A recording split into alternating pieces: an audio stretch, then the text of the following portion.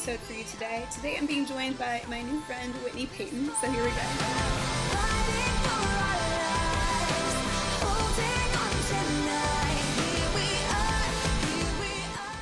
How long have you been doing this? In like middle school and high school, I was doing like spoken word poetry, and I kind of transitioned into putting it onto beats and everything. I was like, oh, I want to make music out of this.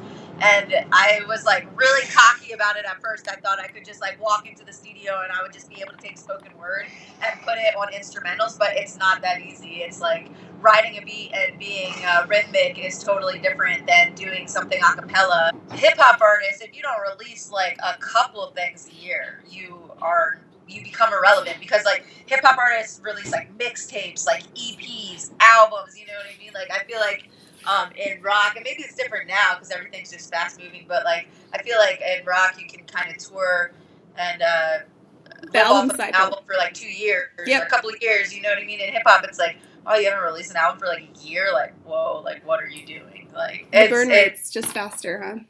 Well, yeah, the whole recording process is faster as well, because I kind of can walk in and record on instrumentals. You guys, like, when you're a band, like, you have to write everything from the ground up. I can go in to a producer and be like, show me some beats, like, that they already have, you know what I mean? Yes. Nice. And then I could just, like, write and record on it, and the whole process is not getting together, like, 5 people, schedules, and getting to go in and record, and, you know, so... That's awesome. It's got to be so nice to be a little bit self-contained in that matter. So if you want to get something done, you don't have to wait around for everyone in your band to get on board. You can just do it. Execute. In that sense, it is good. But then at the same time, financially, it all falls on one person because it's just me. So like with a band, maybe you can kind of like all come together and try to be like, okay, guys, we got to pay for this music video or whatever. So, I mean, so there's pros and cons to it. Do you have a team that helps alleviate any of that pressure? Yeah, well, like right now, like my touring team, we all play different roles on tour and stuff like that. I just got new management recently within the last couple months who actually hooked me up with those guys who were in my rock video. Yeah, awesome. And everything. So yeah, I have different people, but when it comes down to it, like I do a lot of my graphics, I design my merch, you know, I do my website design. I'm TMing myself right now, you know what I mean? So like, you do fashion, you do everything. So.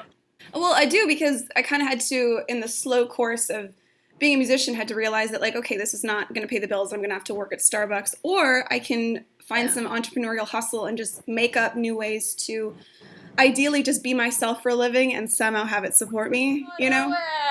I love it! This is the best Skype interview ever! I know! It'll never end. It's probably, like, your most frustrating one. But... I'm pretty pissed right now. No, I'm just kidding. I'm pretty pissed right now. It sounds like... No, we'll make it quick. Thanks for like getting on and sharing everything, and hopefully. I know you're gonna edit your video, and it's just gonna be like I'm just gonna be in random places and like jump cuts of me in random areas. That's exactly it. Hashtag tour life. So can you share with our viewers what some of the kind of unglamorous aspects of your job might include? Yeah, I mean, definitely. Like all artists can relate to the tour life where you're just either sleeping in vans, or I have been on buses, but I've been on buses where there's like way more people in the bus than are supposed to be on the bus. Yeah. The showers don't work in the bus. So like, even if you're in a bus, you're not necessarily, you don't have a shower. And you have to appear when you meet these fans, they're expecting you to look cool and be cool. And you're like, oh my God, like they get to shower and get ready for the show. They don't realize we kind of live like carnies. Like, that's the way I think of it, because like, if you think of people who work for carnivals, they set up the same thing every day. We break down the same thing every day. We work like 12-hour days, you know what I mean, for the entertainment. So we're carnies. We're glorified carnies. Yes. That's a great way to look at it. Yeah. So, I mean, and I can totally relate. Like in 2012, I was on a record that won a Grammy Award. So I Wow. wrote for a record. Yeah, it was really cool. It was awesome. But then after that, it was for an album that benefited charity. So I didn't even it's not like we made any money off of the record. And then sounds like you should have been on the receiving end of the charity, right? Right. But it was cool. It was to help children it was an anti-bullying album. Wow. To help children and stuff. And it was different for me because I don't do children's music generally. Okay. But then after that, like people people who worked with like my mom and stuff were like, oh, what kind of car does she drive? What kind of house does she live in? Because they thought That because blows one, my mind. yeah, we won No. this award, so it's like, oh, your daughter? Where does she live? Like, what kind of car does she drive? Like, yeah, Wow. minivan. Touring is bad for your skin, for your body, for your adrenals. Like, it's not healthy to be obviously on that crazy schedule, no sleep, screaming your lungs out every night. Maybe your club's got a bunch of smoke in it. Like, it's gonna wear you out, but obviously you love it enough to make it worth it, which is awesome. Right. You start to, I mean, as you do more tours, you start to learn how to do things a little healthier and a little better because you're used to it now. So, like, I try to eat healthier and whatnot, but it is tough. Yeah. Sweet. Okay, cool. My only last question for you, if you have time, is if you have any tips for aspiring musicians watching. Oh man, yeah, that's don't do it. No, I'm just kidding. Stay away. Run for the hills. I mean, you just have to want it 100%. No one can want it more than you, because every night on stage, they can tell if you're not having fun and if you don't love it, and no one's gonna love it for you. No one's gonna care about it more than you. Yeah, and another thing, just like you were saying earlier about being independent, don't wait to be discovered. You have to discover yourself in this industry. That's good. That's a good line. So do not wait to be discovered, because it's not. Back in the day, you're not going to be like singing on some street corner and some record exec is going to be like, yes, here's $1 billion, and you're just going to be a star. It doesn't work like that. It is 100% a hustle and doing so many things yourself and wearing so many different hats, and just, I mean, you have to learn how to do everything. You have to be open to learning how to do it, because like I was saying, I do a lot of my graphics and stuff, and that's just because simply when I started, I had no money to pay anyone for flyers. I had no, you just don't have the funds. So it's like, you better learn. If you want it done, you're off to figure out how to do it, and like get on YouTube and just learn it yourself.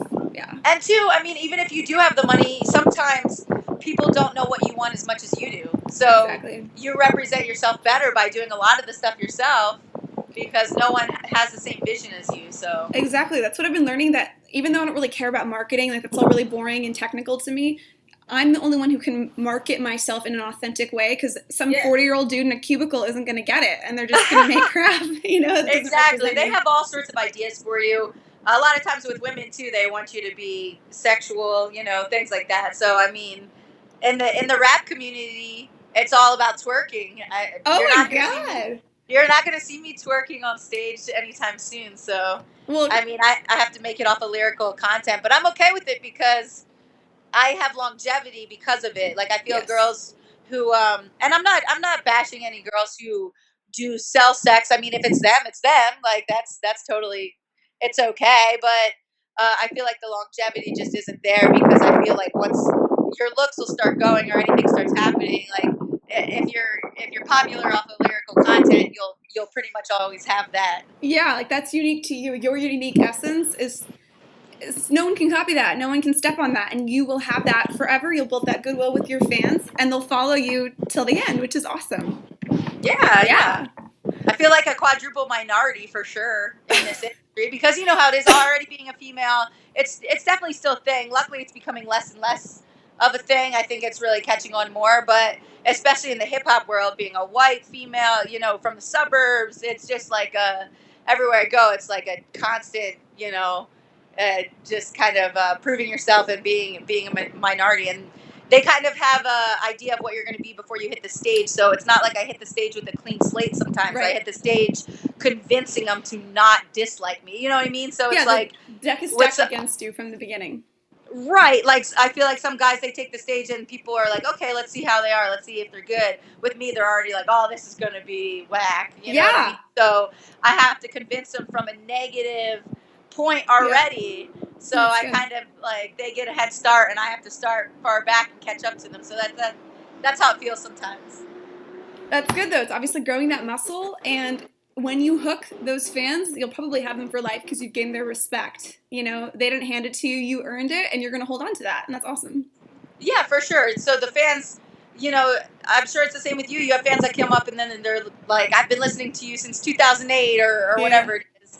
And that's always a great feeling because they've stuck with you. How many mainstream artists? I mean, a lot of mainstream artists are kind of flash in the pan. Once you don't have that hit record anymore, you kind of fall off or you're pushed to the wayside. And I've performed with a lot of artists who have had their day and pulled more draw than them and stuff like that. And it's like really crazy. And I feel like bad because I'm like, oh my God, they went like up and down so fast. That's got to be like a roller coaster. Like with us, it's kind of a more steady thing. Very slow and steady, right? Like very painstakingly slow. Yeah. Yeah. So we look at it as a con, but at the same time, we're like, oh, they just shot up. Like we're so mad about it, but at the same time, if we drop something that's not necessarily hitting Billboard, we still have those hardcore fans, as opposed to some of these mainstream artists where if they don't hit Billboard or anything like that, their fans just fall off hard. You know what I mean? So that's got to be frustrating. It's got to be frustrating being an arena artist and then play a 200 capacity venue.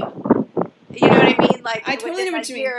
But that's why if you build it grassroots and do it yourself, you're going to hold on to those people and they will stick with you versus if it's just a label injecting, it's almost like an artificial injection where they're going to hype you up, put some money behind you. Then when they lose interest in you and that hype is gone, like there goes your crowd. And then you can't keep being an artist the rest of your life if that happens. So doing it one at a time assures you that you can keep making the music you love for forever if you want. And that's freaking awesome. Yeah, well, I think how long your career is how long the rise was. Like, it seems like, oh my God, it's such a struggle, but it's like, I think how long it took you to get there is how long you're going to stay up rather than the fast rise is the fast fall. We call them microwave artists because it's like they're hot fast. Like we just kind of like made that up in our group. We're like, oh, it's a microwave artist because they just heat up real fast, but then it's just like, just kind of like the flash in the pan more. Thank you. It's so nice to have you on and so nice to meet you virtually. I'm sorry I didn't tweet back at you. I don't know what my problem is. I'm going to go cry. It's cool. I will tweet you right now and thank you. Well, actually, I want to do a song at some point, so let me know. If we do a song together. I saw you rap in your last song. What'd you say? I said I saw you rap in your last song. So. Oh, rap. It was more spoken word like what you were talking about earlier. It was. It had a lot of lyrical content, though, so. Got a lot to say. No, I think visually we would just confuse everyone. They wouldn't know who was who. Would be the best part of the whole thing. And then we could like play each other's shows for each other. So if I wanted to tap out one night, I'd be like, you just cover a girl and no one would know the difference. That'd be great. I know. Yeah, we're going to start a group. The King Girl Mafia. Yeah, and anyone can get in if they dye their hair the same shade as cost of looking awesome. All right, I'll let you get back to it. Have a great show tonight. Thanks for checking in. All right, I'm going to go drop 40 grand at Walmart real quick. Do it. So, all right. Bye.